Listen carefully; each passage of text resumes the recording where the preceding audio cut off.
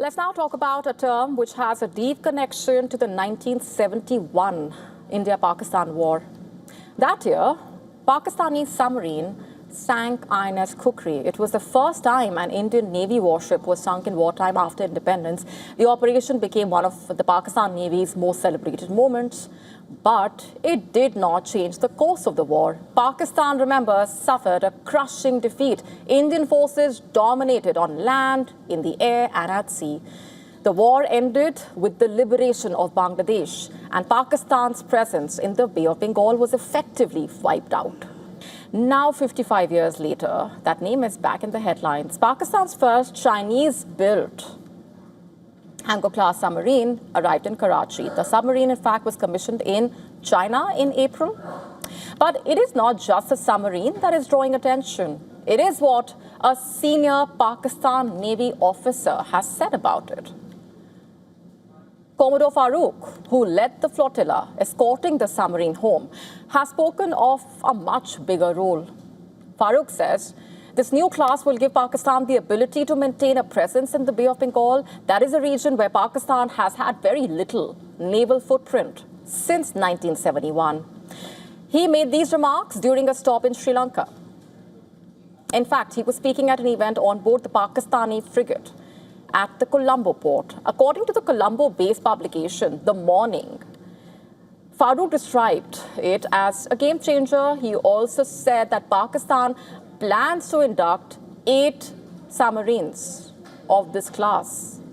8 submarines of this class. That is a major statement because for decades, remember, the Pakistan Navy has been largely limited to the northern Arabian Sea. Just for context, the Bay of Bengal has remained a space where India enjoys clear geographical as well as strategic advantages, to say the least. It is home to India's Eastern Naval Command in Visakhapatnam. It is close to the strategic Andaman and Nicobar Islands. And it carries some of the region's most important trade and energy routes.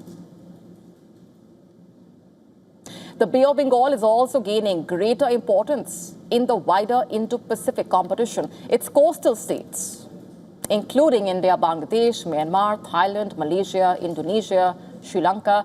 And the timing of Farooq's comments is also important here, coming in as Pakistan and Bangladesh are moving closer for decades after the 1971 war. In fact, relations between Dhaka and Islamabad remained strained. But that started to change in a way since the interim government of Mohammad Yunus took charge earlier in Dhaka. Contacts increased. Yunus also met the Pakistan Prime Minister Shehbaz Sharif twice. Pakistan's foreign minister visited Dhaka as well. The ties are expected to strengthen further with the new Tariq Rahman government in Dhaka. Direct Dhaka-Karachi flights, for example, have resumed after decades. The flights are operated. In fact, the trade is also growing. Bilateral trade rose by 27% between August and December of 2024. It also grew by another 20% year on year by December 2025. The two sides have also signed a memorandum of trade agreement. So Commodore Farooq's comments basically are about more than just a new submarine. It also speaks of Pakistan's desire to return to a region it lost after 1971. With 8 new of these submarines planned, at least that's what's being claimed. Pakistan wants to try and have a bigger naval role in the Bay of Bengal, it seems. But Pakistan should not forget that the Indian Navy has expanded considerably over the past 5 decades. It operates nuclear-powered submarines, 2 aircraft carriers, long-range maritime surveillance assets.